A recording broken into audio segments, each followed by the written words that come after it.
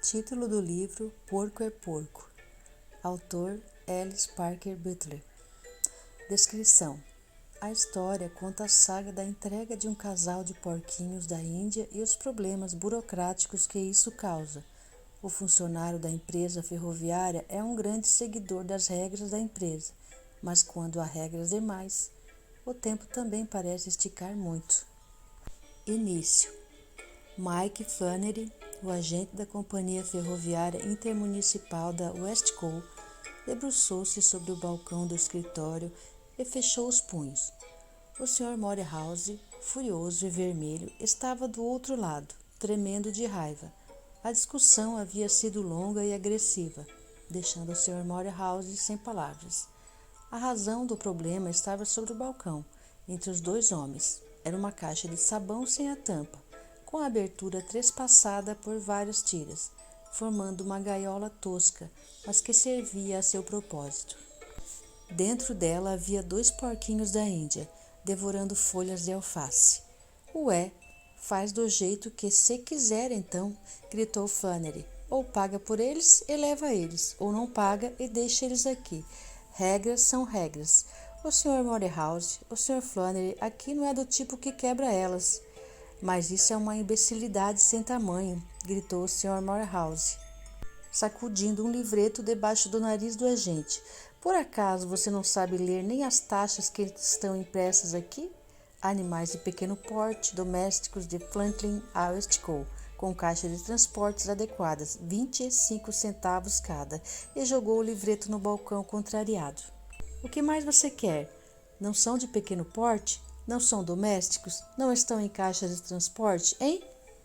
Ele se virou e caminhou nervosamente de um lado para o outro, com o rosto todo franzido. De repente, voltou-se para Flannery e, com tom de voz artificialmente calmo, falou devagar, mas com muito sarcasmo. Pequeno porte, disse. Pequeno. 25 centavos cada. Tem 2 aqui. 1, 2. 2 vezes 25 é 50. Conseguiu entender? Vou pagar 50. Flannery pegou o livro, correu os dedos pelas páginas e parou na 64. Mas eu não aceito 50, sussurrou provocativo. Tá aqui a regra para isso. Quando o agente tiver alguma dúvida sobre a taxa que aplicar à encomenda, deve escolher a maior. O destinatário pode registrar reclamação por sobretaxa. Nesse caso, Sr. Morehouse, eu estou em dúvida. Pode até chamar de animais domésticos de pequeno porte, mas tenho certeza que eles são porco e as regras são bem claras. Porco, Franklin para Westco, 30 centavos cada. E pela minha inteligência matemática, Sr. Morehouse, 2 vezes 30 é 60. O Sr. Morehouse sacudiu a cabeça violentamente. Absurdo! Berrou. Isto é um disparate, rapaz. Seu estrangeiro ignorante e infeliz, esta regra se aplica a porcos domésticos, e não a porquinhos da Índia. Flannery era teimoso. Porco é porco, declarou com firmeza. Porquinho da Índia, porco galego ou porco holandês é tudo porco para a Companhia Ferroviária Intermunicipal e para o Mark Flannery. A nacionalidade do porco não muda a taxa, Sr. Morehouse, dá no mesmo. Não interessa se é o porco holandês ou russo. Mark Flannery concluiu. Está aqui para cuidar dos negócios da ferrovia e não para ficar de conversa mole para descobrir se o porco nasceu na China ou na Cochinchina. O Sr. Morehouse hesitou, mordeu seus lábios e então levantou os braços enlouquecido. Muito que bem, gritou. Vai ouvir falar de mim. O seu presidente vai ouvir falar de mim. É uma vergonha. Ofereci 50, você recusou. Fique com os porquinhos até aceitar 50, mas dou-me a palavra, meu senhor. Se um só pelo desses porquinhos estiver fora do lugar, vou processar você. Após essa ameaça, ele se virou e saiu a toda, batendo a porta. Flannery retirou cuidadosamente a caixa do balcão e a colocou em um canto.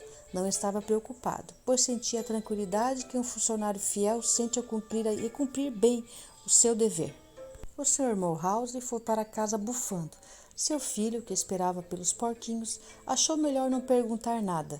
Era um garoto comum e, portanto, sempre achava que a braveza do pai era culpa sua. Assim, o menino ficou quieto pelos cantos da casa. Não há calmante melhor para uma consciência pesada do que ficar fora do caminho de seu inimigo. O Sr. Morehouse entrou em casa gritando para a esposa: "Cadê a caneta?"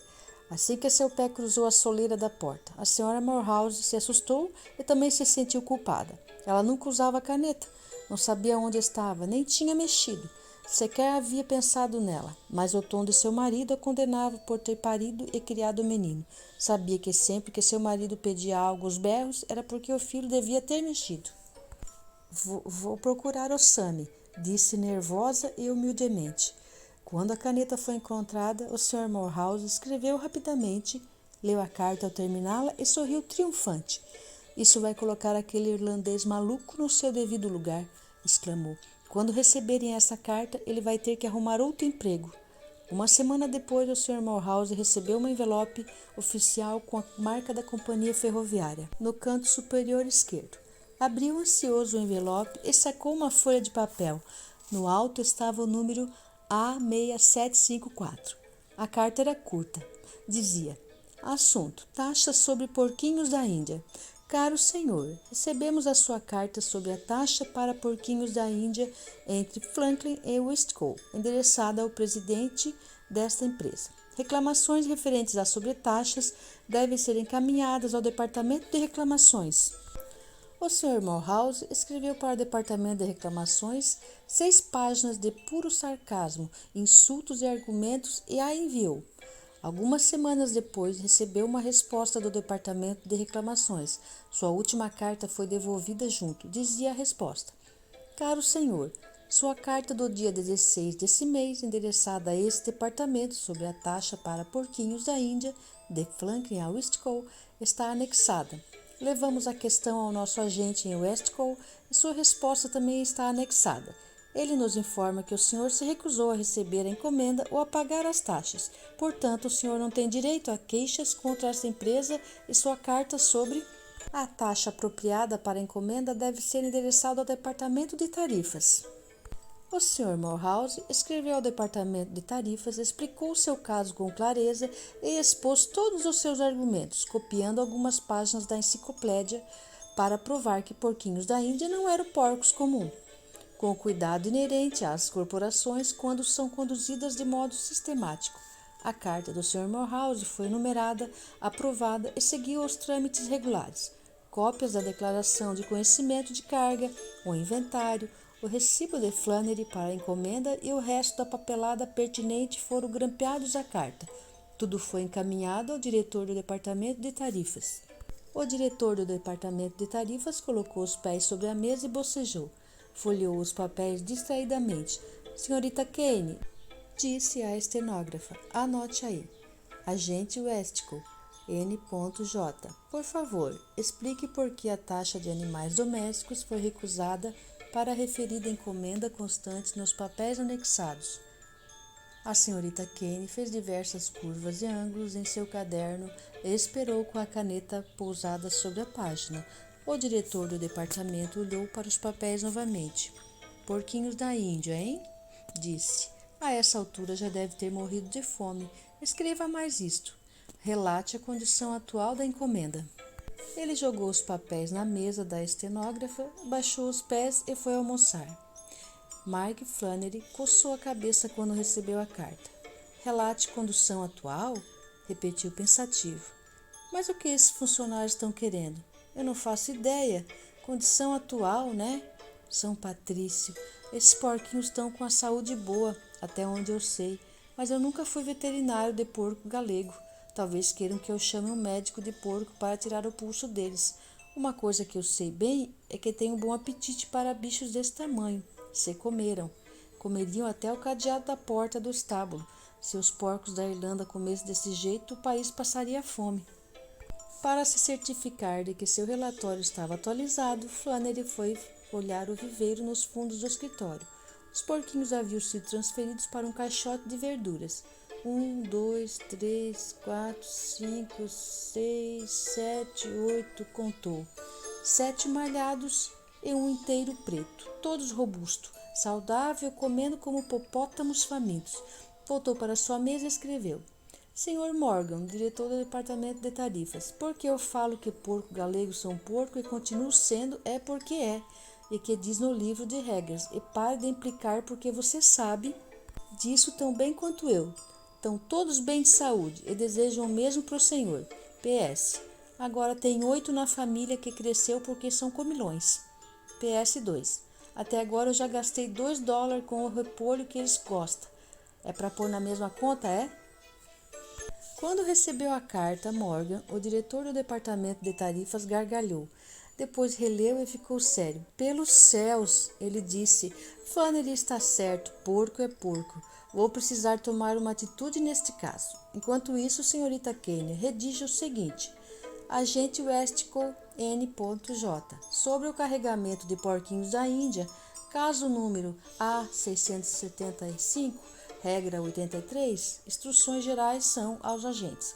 Claramente define que agentes devem recolher do destinatário todos os custos alimentícios, etc., necessários para manter os espécimes vivos, em trânsito ou confinados. Promover recolhimento dos mesmos juntos ao destinatário. Flannery recebeu a carta na manhã seguinte. Ao ler, sorriu. Promover recolhimento, disse em voz baixa. Mas esses funcionários não pensam antes de falar. Eu promover recolhimento de $2,25 do Sr. Morehouse? Queria que os funcionários soubessem quem é o Sr. Morehouse. Vou promover, vou sim. Sr. Morehouse, $2,25, por favor. Ah, mas é claro, meu caro amigo Flannery, será um prazer. É uma piada. Flannery foi com o caminhão de entregas até a porta do Sr. Morehouse. O Sr. Morehouse atendeu a campainha. Ah, gritou assim que viu Flannery. Então criou juízo finalmente, não é? Eu já esperava. Pode trazer a caixa. Não tem caixa, disse Flannery friamente. Tem uma conta para o Sr. John C. Maurice pagar de $2,25 pelo repolho comido pelos porcos galegos. Você vai pagar? Pagar? Repolhos? Gaguejou o Sr. Morehouse. Quer que eu acredite que 2 porquinhos da Índia? 8, disse Flannery. Papai, mamãe e 6 filhinhos. 8. A resposta do Sr. Morehouse foi bater a porta na cara de Flannery, que apenas a encarou contrariado. Acho que o destinatário não quer pagar pelos repolhos, disse. Conheço bem os sinais de recusa. O destinatário se recusa a pagar até por uma maldita folha de repolho e ainda fica bravo comigo. O Sr. Morgan, diretor do departamento de tarifas, consultou o presidente da companhia ferroviária intermunicipal sobre os porquinhos da Índia serem de fato porco ou não. O presidente não quis dar demasiada atenção à questão. Qual a taxa para porcos e para animais de estimação? Perguntou. Porcos 30 centavos, estimação 25, respondeu Morgan. Então é claro que porquinhos da Índia são porcos, afirmou o presidente. Sim, concordou Morgan. Também vejo da mesma maneira. Uma coisa que pode ser classificada em 2 classes deve ser taxada pela maior. Mas porquinhos da Índia são porcos, não são coelhos. Já que você mencionou, disse o presidente, acho que estão mais para coelhos. São como um meio termo entre porco e coelho. Acho que a questão é se os porquinhos da Índia são da mesma família dos porcos de estimação. Vou perguntar ao professor Gordon. Ele é uma autoridade nessas coisas. Deixa a papelada comigo. O presidente colocou os papéis em sua mesa e escreveu uma carta ao professor Gordon. Infelizmente, o professor estava coletando espécimes de animais da América do Sul e a carta foi encaminhada a ele por sua esposa. Como estava nos Andes, onde nenhum homem branco jamais havia pisado, a carta levou meses até ser entregue. O presidente se esqueceu dos porquinhos da Índia, assim como Morgan e o Sr. Morehouse, mas Flannery não. Metade de seu tempo ele gastava com os afazeres da agência. Na outra, cuidava dos porquinhos da Índia. Muito antes de o professor Gordon receber a carta do presidente, Morgan recebeu uma de Flannery que dizia: sobre os porcos galego, o que eu faço porque a família só cresce, sem indício de morte, já que tem 32 e acho que vou vender alguns para manter o escritório de entrega em ordem. Responde rápido. Morgan pegou um formulário de telegrama e escreveu: Agente Westcott, não vender porquinhos. Depois escreveu uma carta a Flannery chamando a atenção ao fato de que os porquinhos não eram propriedade da empresa, pois somente estavam sendo armazenados enquanto a disputa sobre o valor das taxas não fosse resolvida. Aconselhou Flannery a cuidar deles da melhor maneira possível. Flannery, com a carta em punho, olhou para os porquinhos e suspirou. A gaiola de caixa de verduras tinha ficado pequena. Pregou 6 metros de tábuas no fundo do escritório para fazer um lar maior e mais ventilado para os porquinhos. Depois foi trabalhar. Trabalhou incansavelmente até depois do seu horário, pois os animais demandavam atenção e quase todo o seu tempo. Meses depois, em desespero, pegou uma folha de papel e escreveu. Escreveu nela 160 e a enviou para Morgan. Morgan respondeu pedindo uma explicação. Flannery explicou: agora tem 160 porco galego. Pelo amor de Deus, me deixa vender algum. Ou você quer me ver louco? Morgan reiterou em outro telegrama: não vender porquinhos. Pouco tempo depois, o presidente da companhia recebeu a resposta do professor Gordon. Era uma carta longa e cheia de academicismos, mas basicamente dizia que o porquinho da Índia era um cava aparoea, enquanto o porco comum pertencia ao gênero Sus, da família Suidae. Apontou ainda que se tratava de uma espécie muito prolífera e que se multiplicava rapidamente. Não são porcos, o presidente afirmou a Morgan enfático. Portanto, deve-se aplicar a taxa de 25 centavos cada. Morgan fez as anotações necessárias na papelada que se acumulava sobre o caso A6754. O Departamento de Auditoria escreveu a Flannery que, como ele tinha 160 porquinhos da Índia, de propriedade do destinatário, deveria entregá-los e cobrar a taxa referente a 20 centavos cada. Flannery levou o dia todo separando seus pequenos hóspedes por uma pequena abertura na gaiola para poder contar todos. Ao terminar a contagem, escreveu: Departamento de Auditoria, esse número de 160 porco galego já era. Acorda, porque agora já é muito mais. Agora tem 800. É para cobrar por 800, né? E os $64 que já gastei de repolho também. Foi necessário um grande número de cartas irem e virem para que o Departamento de Auditoria entendesse o motivo pela qual a contagem havia passado de 160 para 800 porquinhos. Também gastou-se muito mais tempo para entender o significado de repolho na mensagem. Flannery estava condicionado a poucos metros na parte frontal do escritório. Os porquinhos tomavam todo o espaço restante e 2 meninos foram contratados para cuidar deles em período integral. Um dia após a contagem dos 800 porquinhos da Índia, já haviam nascido mais 8. Quando o Departamento de Auditoria autorizou a cobrança pelos 800, Flannery já tinha desistido de atender, receber ou entregar outras encomendas. Passava todo o tempo construindo galerias em volta do escritório, fileira sobre fileira, sem poder parar. Afinal, eram 4.064 porquinhos da Índia para cuidar, e diariamente nasciam mais. Imediatamente após a autorização, o Departamento de Auditoria enviou outra carta, mas Flannery estava ocupado demais para abri-la.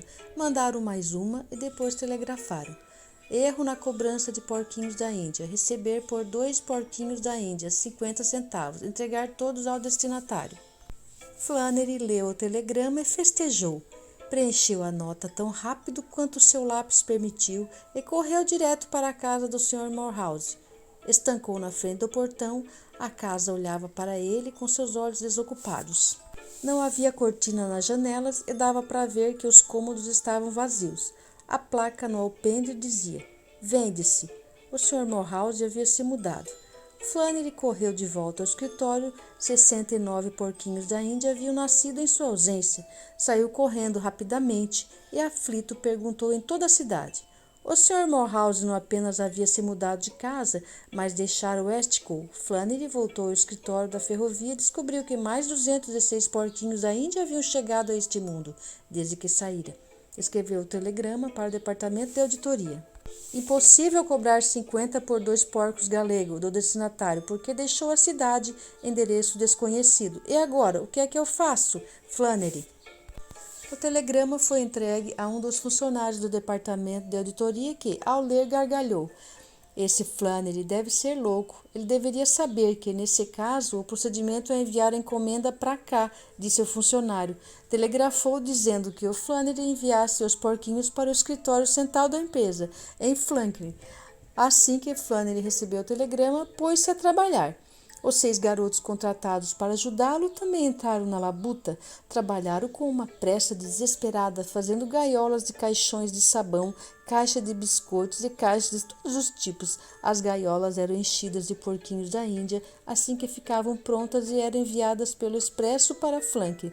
Dias a fios, as gaiolas de porquinhos fluíam em uma sequência infinita de Westcott para Franklin. Mesmo assim, Flannery e seus 6 ajudantes batiam, pregavam e empacotavam sem descanso, todos suando em bicas. Ao final da semana, 280 gaiolas de porquinhos da Índia foram despachadas e ainda sobravam no escritório da ferrovia outros 704 porquinhos da Índia nascidos desde que começaram o encaixotamento. Chegou um telegrama para Flannery. Pare de mandar porquinhos, armazém cheio. Ele parou de engaiolar somente para escrever de volta, não dá. E continuou a enviar. No próximo trem de Franklin veio um dos inspetores da empresa. Ele tinha instruções de bloquear o fluxo de porquinhos da Índia a qualquer custo. Quando seu trem parou na estação do Westcott, ele viu um vagão para cargas vivas, parado ao lado da agência da companhia. Ao chegar ao escritório, viu que o vagão estava lotado até o alto. 6 garotos traziam cestos cheios de porquinho da Índia de dentro do escritório e os despejavam no vagão. Lá dentro, Flannery, sem casaco, num colete, empurrava porquinhos para dentro das cestas com uma pá de carvão. Queria encerrar o episódio dos porquinhos da Índia. Olhou para o inspetor e fungou de raiva. Mais um vagão carregado e eu me livro deles. E nunca mais Flannery vai querer saber de porco estrangeiro por aqui, não mesmo. Quase acabaram comigo. Da próxima vez, já sei que porco de qualquer lugar do mundo é tudo de estimação. Eu vou cobrar a taxa menor. Voltou a recolher os porquinhos rapidamente, falando entre um fôlego e outro. Regra pode ser regra, mas ninguém engana o Mark Flannery 2 vezes com o mesmo truque. Quando o negócio é carga viva, que se dane as regras. Enquanto o Flannery mandar nesse escritório da ferrovia, porco é de estimação, vaca é de estimação, cavalo é de estimação, e leão, tigre e até as cabras das montanhas são de estimação. E a taxa para todos vai ser 25 centavos. Fez uma longa pausa para que um dos meninos colocasse um cesto vazio no lugar daquele já abarrotado. Havia somente alguns poucos porquinhos da Índia sobrando. Ao ver seu número reduzido, sua habilidade natural de ver as coisas pelo lado bom retornou. Bem, sabe de uma coisa? Disse bem-humorado. Não foi tão ruim assim. Imagina se fosse elefante em vez de porco galego.